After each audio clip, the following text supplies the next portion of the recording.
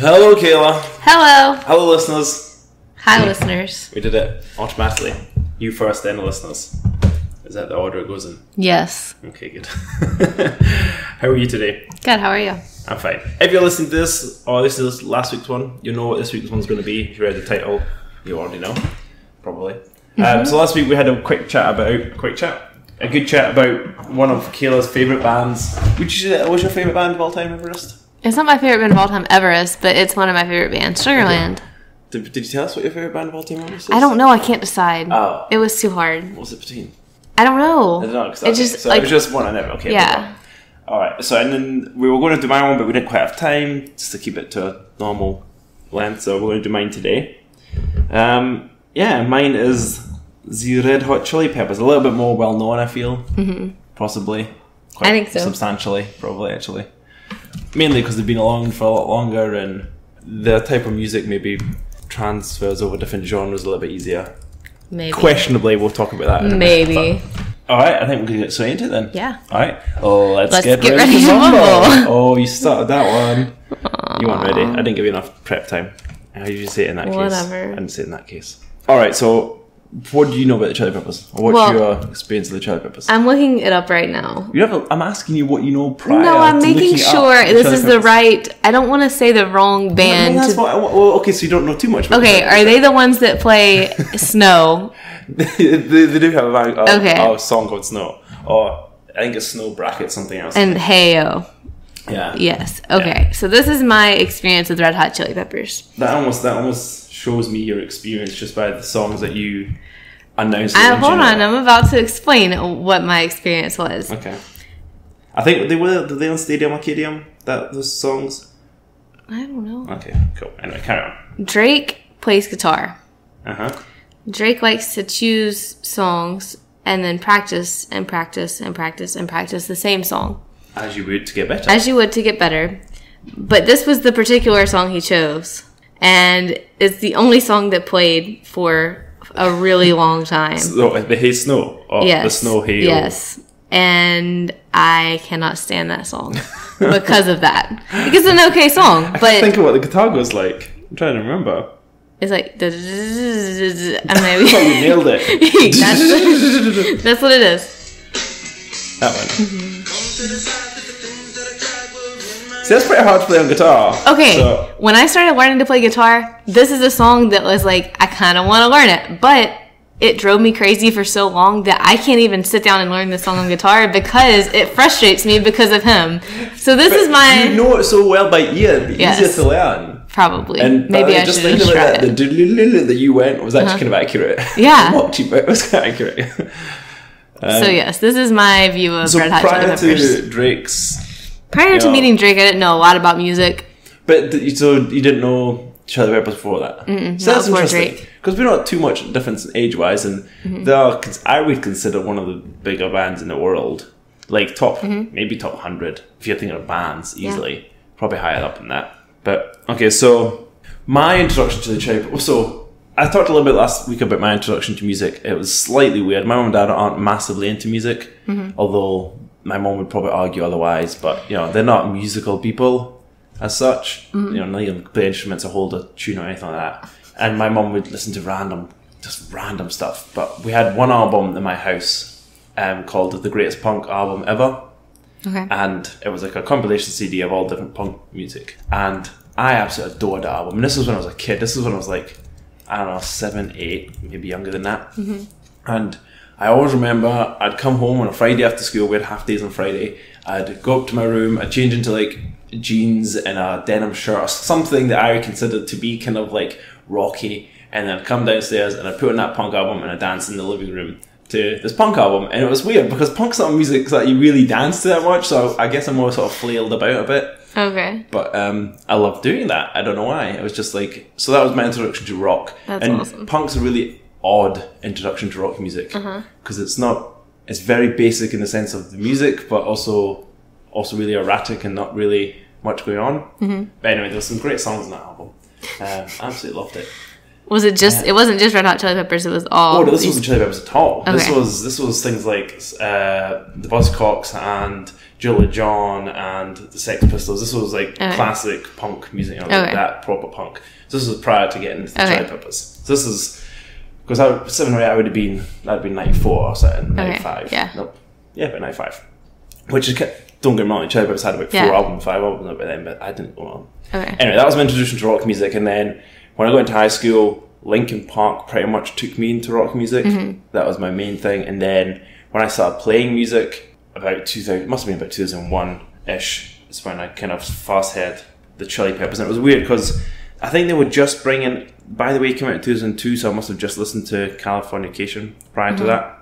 Like, so when you're in band, every year we'd go on a band camp, as cliche it is, and then at band camp all the musos would come out, all the guys who love music, and they'd all play different songs to me. So I was introduced to things like Strokes and the Chili Peppers and all these bands that when you're a teenage kid who's not got any money to buy music and you don't have musical parents, how do you get introduced to the Strokes? How do you get, you just don't, because they're not really on the radio, especially back home in Britain. You don't have radio like you have here. We have different, like, this is the rock station, this is the pop station, this is hip hop. We just have like one radio station. BBC Radio 1 is what you listen to all your local radio stations, and they just play pop music. Unless you listen to the late night show, blah, blah, blah. Anyway, so Chili Peppers were the first band, or one of the first bands I listened to, and it was probably the first band that I heard an album that was around my era, and then I actually went back and listened to a lot of their songs, which is kind of an odd thing to do with the Chili Peppers.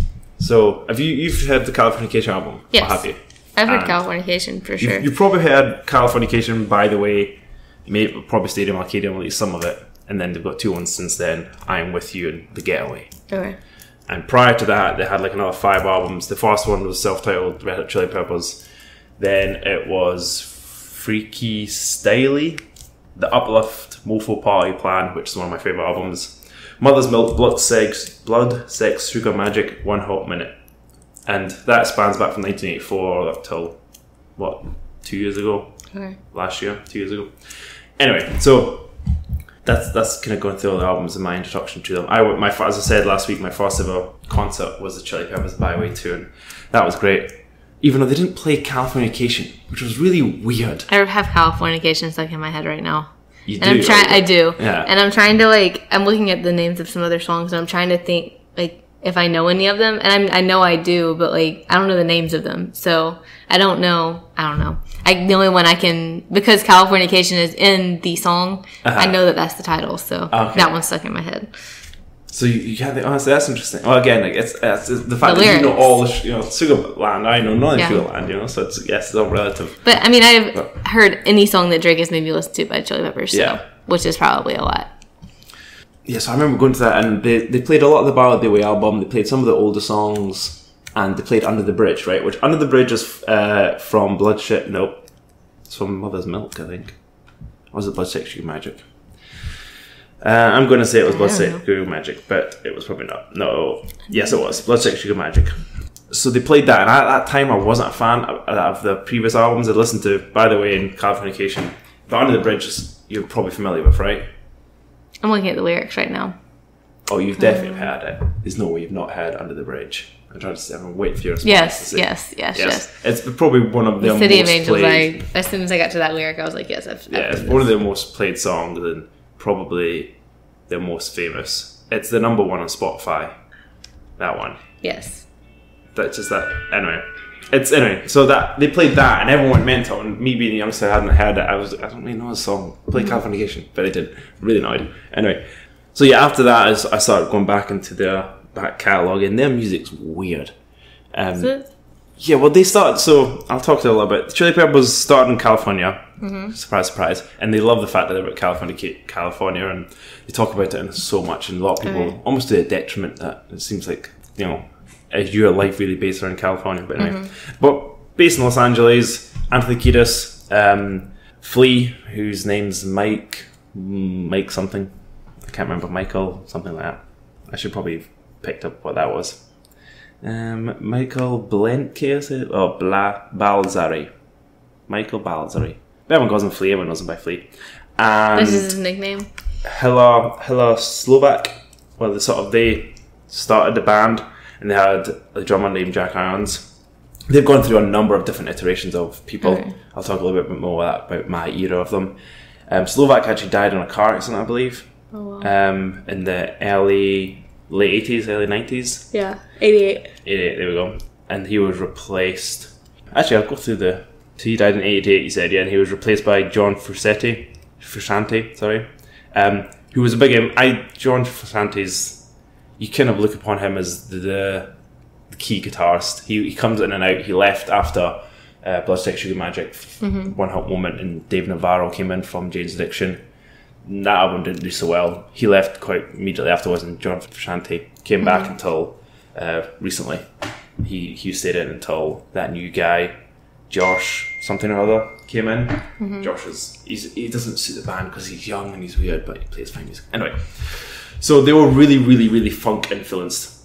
Okay. And I'm going to play some of their earlier songs afterwards, but it was all very, very funk, very slap bassy, and the lyrics, they had melody but not really melody. It was very sort of, it was almost like spoken rap, like a very staccato type. Do you know what I'm saying? I don't know if I've ever heard any of those. Oh, well, there's even apparent in some of the more modern stuff, not so much in the modern stuff, but like that sort of late 90s. Okay. I want to try and replicate it, but I can't think of it off the top of my head. But anyway, so the early 90s, the first album, I went back and bought all the albums after, by the way.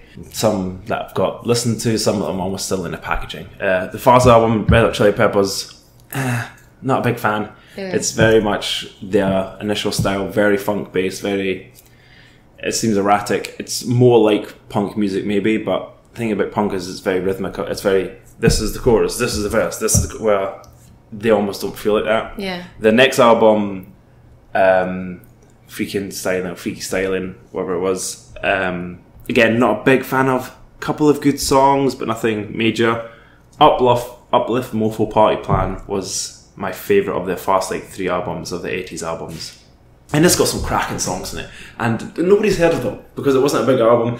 It starts off Fight Like the Brave, which is a great song. Me and My Friends, Backwoods, Skinny Sweaty Man, Behind the Sun is like a really melodic anthem. It's great. And nobody knows it. And it's weird because you speak about Chili Peppers, especially people now, they're like, oh yeah, Snow. And I'm like, no, they've got so much good album.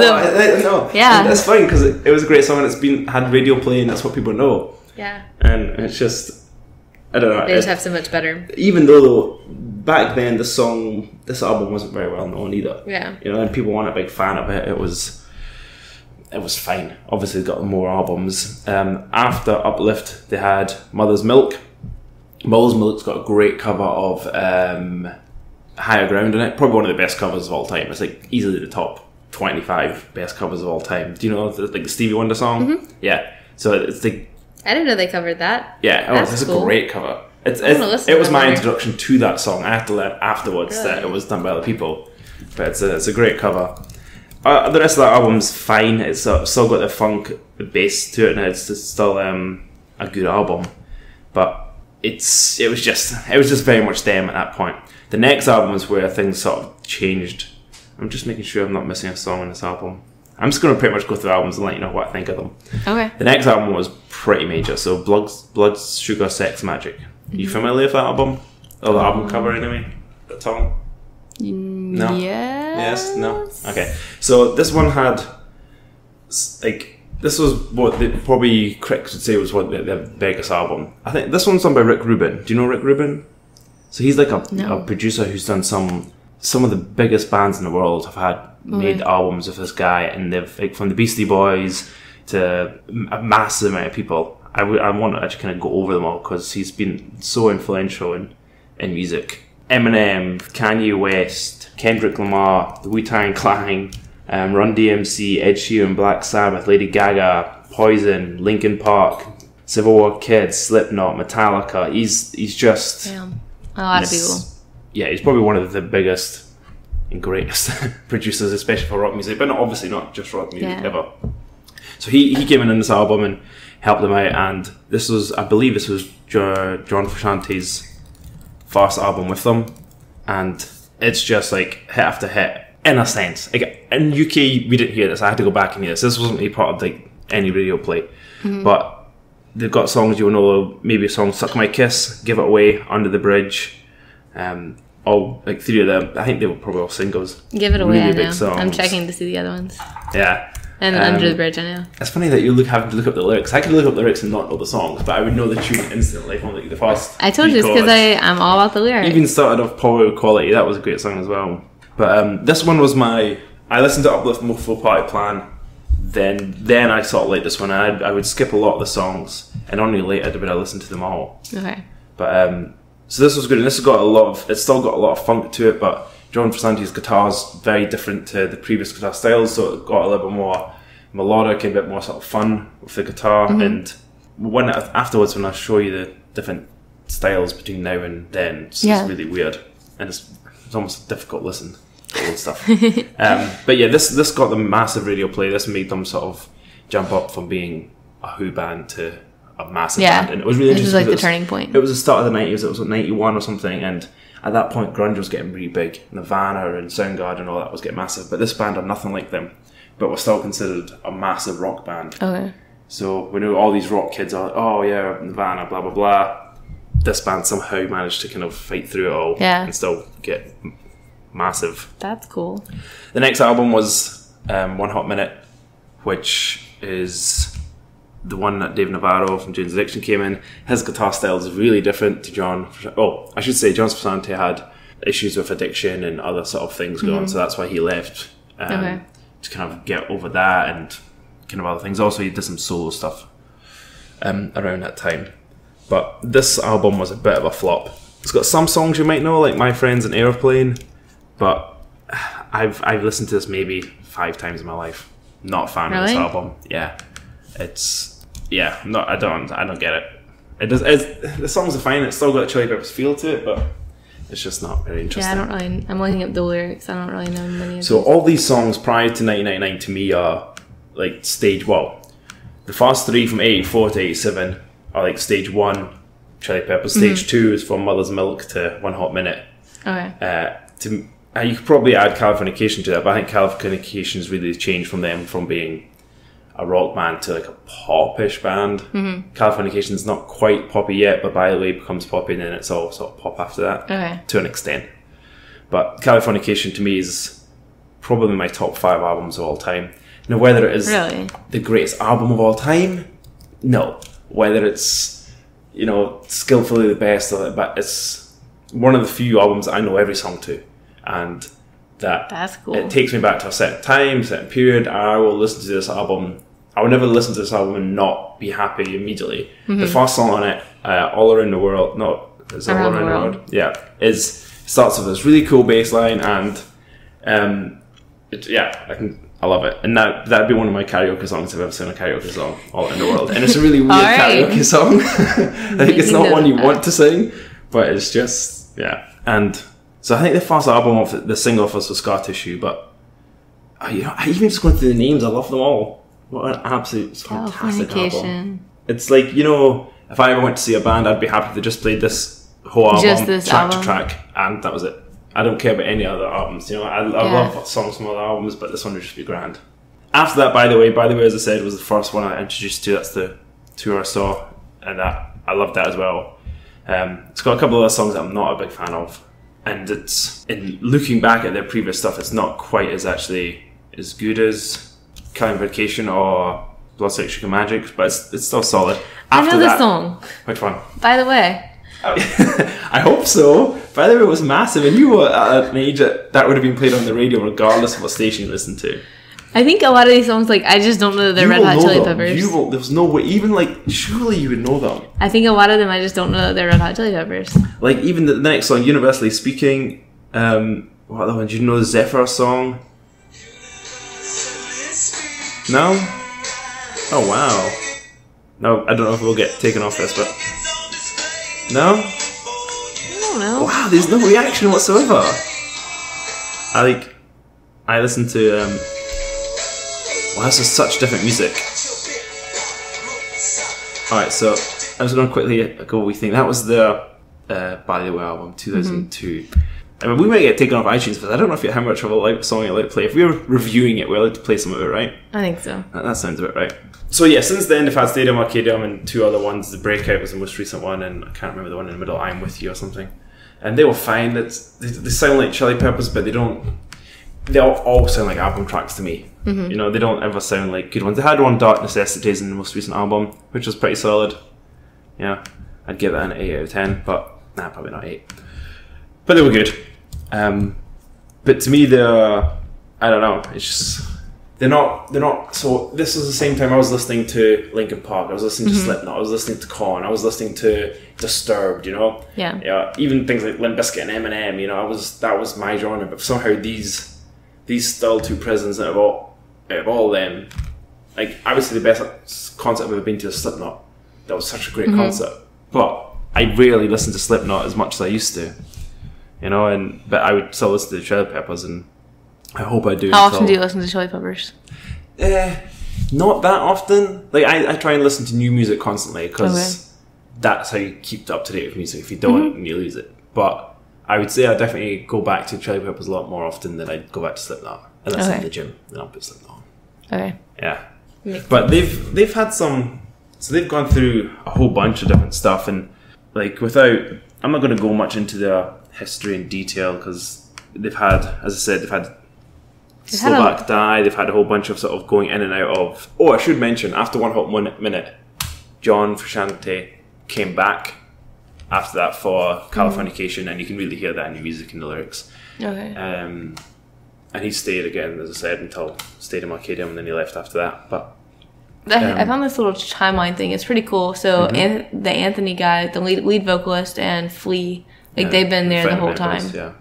But then, like, it just shows like how everybody else has like came and gone. I think Chad, the drummer guy, looks like Will Ferrell, has been in it since the early 90s. So he's like the 3rd longest, but he's not full time, and he's not the world's best drummer, but he's really good at just keeping the beat, I guess, as much as you'd expect. What else do I want to say about them? I don't know. I think everyone at some point should go back and listen to some of the old albums. Most people will not like them. Most people will be like, "What is this trash?" and change it over. But I'll listen to them occasionally. Especially when Drake makes me. Yeah, but I doubt you'll listen to anything past Blood, Sex, Sugar, Magic before that. Very rarely, because I have no idea. As I said, I'll play it for you afterwards, but it's difficult. Did you know that their first show consisted of, what's his name, Anthony Kiedis, reciting a poem over music? Well, so Flea plays trumpet and bass guitar and a couple of instruments, and Slovak was like more of a musical instrument artist, but Kiedis was more of a sort of theatrical poem writer type guy, and that's what he sort of he kind of based himself on, and it was kind of weird, and that's why maybe a lot of his stuff was more staccato type. Again, I'll show you the music later, but it wasn't so much melodies. He got more into melodies as the band, became more of a band. But it was very, I don't know. I think everybody knows them. I don't think there's a person that'll be listening to this that doesn't know who they are. Even my mum and dad, they probably can't mention a song or know, but Anthony Kiedis' voice is very distinctive now. You would definitely recognise his voice. I feel like if you've listened to any of his albums, maybe not. Maybe again, it's just me because I'm familiar, but I don't know. There's like some crazy information about them. Oh, you can't be around for what? How many years is it? Yeah. 35 years? 35 years. They've been around longer than I've... They formed 4 years before I was born. Yeah. They had 3 albums out before I was born. They had a concert in 1997 that was cut short by a typhoon. Wow, okay. Like, they played 8 songs and then a typhoon hit. That's pretty impressive. I hear they're still really good on stage, though. Really? I can't even remember when I saw them, but... I may be wrong, but I think Drake saw them. But I don't know if I'm right. Yeah. They did a tour for Breakout like 2 years ago, and they came to Houston. The tickets were so expensive. When I went, guess how much? Okay, so tickets, if I want to go see them at NRG, they were going to cost like a minimum of 180. Damn. Up to near $1,000 if you wanted to get like row tickets. Guess how much I paid for my tickets? Like $25? $35. Shit. $35 to go see them. And that's crazy. How is that? I know it's changed because of album sales and they make money and blah blah blah, but that's a massive markup. That's £35. That was all it was, and then you have to pay some hundreds to go see them, which is crazy. Wow. What's your favorite song? If you had to choose just one.